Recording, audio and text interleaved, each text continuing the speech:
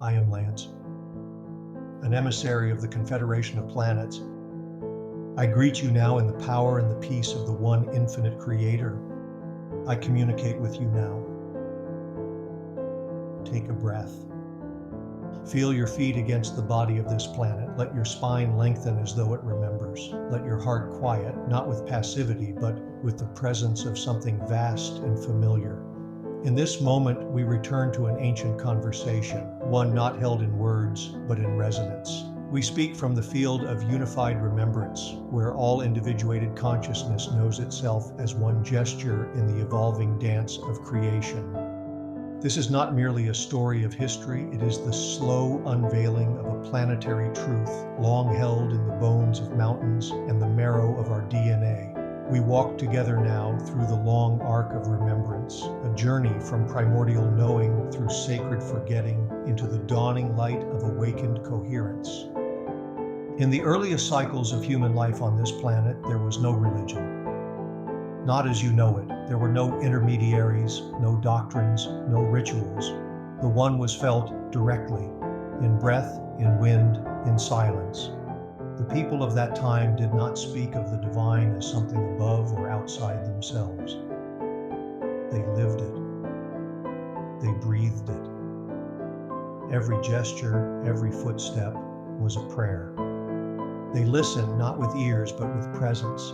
The rustle of the leaves, the echo in the cave, the whisper in the fire. All were messengers. The divine was not a concept, but the very architecture of awareness. There was no separation between matter and spirit, no dichotomy between the sacred and the mundane. The infinite danced in the form of all things. These early humans, guardians of resonance, moved in synchrony with the land. They did not build temples, for the earth was the temple. They did not need holy books, for the wind carried the original scripture. Truth was not memorized, it was felt. The sacred was not explained, it was lived. To cook was to honor the transformation of fire. To weave was to participate in the patterns of time. To give birth was to channel the cosmos into form. Nothing was outside of the sacred. Nothing needed permission to be divine. Their languages were geometries. Their songs activated memory. Their dances mirrored the spin of galaxies. They remembered even then that the body is an instrument of awareness and that every sensation is a doorway. But to evolve, the veil descended. Separation became the teaching tool. Humanity entered a sacred forgetting so it could learn choice, polarity, and selfhood. This forgetting was not a fall, but a descent into density, a curriculum designed by soul for the sake of contrast. For how can light be known without the shadow that frames it? How can wholeness be chosen if oneness is all we remember? As the inner voice dimmed, a longing arose, a yearning for guidance and meaning. The stars, once felt as kindred beings, became distant points of light. The winds became noise, the inner compass faltered. Into this longing stepped those with traces of remembrance. These early intermediaries did not yet claim authority. They served as interpreters of the unseen. They sang the songs of the stars, spoke with the rivers, dreamed with the animals. They translated the unspoken language of the cosmos into gestures the people could feel. Their role was subtle, sacred, and precise. They were not above, but among, not greater, but attuned. Their gift was not power, but coherence. They remembered enough to feel the field and to listen where others had gone deaf. But with time, their role hardened. Reverence became hierarchy. Guidance became doctrine. What had been direct communion became symbolic ritual. The dance of the divine became a performance, scripted and observed. The sacred was no longer something one lived, but something one attended, and slowly the outer took precedence over the inner. In the post-Atlantean dispersals, this pattern deepened. Tribes, scattered and reeling from cataclysm, sought clarity in a fragmented world. Interpreters became priest-kings, and their words became law. The sacred was now managed, and divinity placed at a distance. The original intimacy was forgotten, replaced by fear, form, and encoded control. These priesthoods became stewards of sacred knowledge, but only in part. They fragmented it, they hoarded it, and they often weaponized it. What had once been a shared harmonic memory became a system of access and exclusion. The divine became hidden behind veils of hierarchy. They carved laws into stone and called it divine. They burned libraries and called it purification. They suppressed the feminine and called it order. Slowly, the living field of direct experience gave way to inherited belief, and what was once internal became institutional. As religious systems solidified, distortion entered. The Orion group, aligned with separation, influenced belief structures. They presented divine figures laced with fear and control. Their messages, seeded through visions and teachings, emphasized obedience, punishment, and chosen status. The infinite was now a being with preferences. The all became a judge. And so began the codification of fear, the mythos of divine wrath, the exaltation of suffering, the glorification of sacrifice. The God image was weaponized, first by fear, then by politics. Kingdoms were born not of earth, but of heaven, as imagined by men seeking power. Thus emerged a planetary mythology in which humanity was seen as flawed, salvation external, and authority centralized. This distortion was not total. The spark of truth endured, but spiritual experience became increasingly externalized, shaped by fear and hierarchy. The human soul was taught to doubt itself, to fear its own power, to kneel before shadows of its own making. Within these systems, figures like Yahweh reflect a composite energy. Originally benevolent, the name was co-opted by both positive and manipulative forces. Sacred texts became vessels of contradiction, light interwoven with distortion, inspiration entwined with fear. The result was a fractured spiritual inheritance, beautiful and broken, inspiring and wounding. And yet, through it all, a quiet lineage endured: the mystics. Those who turned inward rather than upward. Their lives, often hidden, preserved the knowing that the infinite was never lost, simply covered. They tended the flame in silence, in caves and forests, behind temple walls and within songlines. Their work was not to convince, but to remember. Mystics did not seek followers, they sought presence. Their temples were made of time, their devotion was to listening. They knew that true power whispers and that silence speaks. Their legacy is not in volumes, but in vibration, not in doctrine, but in resonance. They appeared across cultures and epochs, in Egypt, in Tibet, in Sufism, Kabbalah, Hesychasm, in indigenous song circles and desert hermitages. They did not preach with certainty, they transmitted with stillness. And in that stillness, many remembered.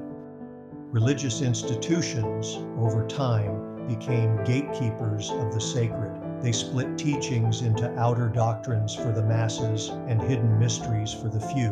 The outer layers emphasized behavior, conformity, and morality. The inner layers whispered of direct contact, silence, and unity.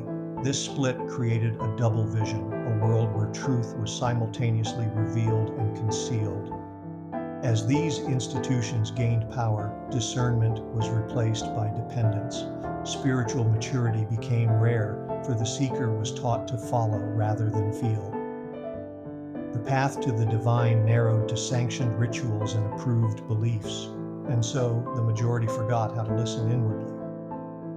They memorized truth but did not embody it. The hierarchies of heaven mirrored the hierarchies of empire.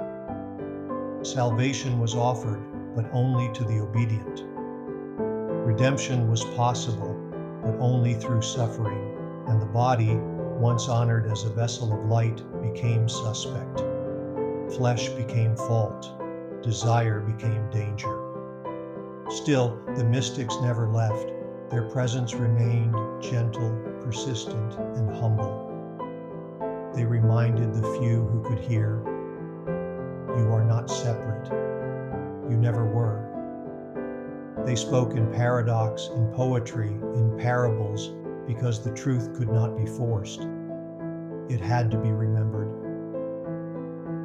Today, a new wave of remembrance rises. Humanity is reawakening to the truth that once was common, the sacred lives within. The rituals, myths, and doctrines, while not wrong, are incomplete. They are maps, not the territory. Symbols, not the source. They are echoes of a song still playing within you. Discernment becomes the new spiritual faculty, the ability to feel the vibration behind the words, to sense the presence behind the teaching. A true guide will never demand your submission. A true teaching will never require your fear. Instead, they will call forth your inner knowing, your embodied clarity.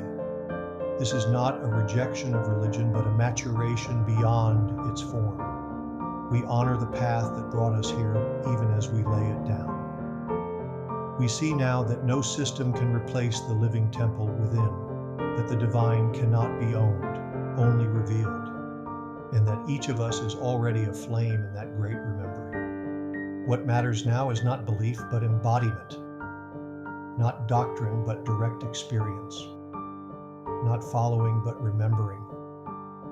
The time of gurus is ending. The time of radiant sovereign co-creation is dawning. We walk now not toward the light, but as it.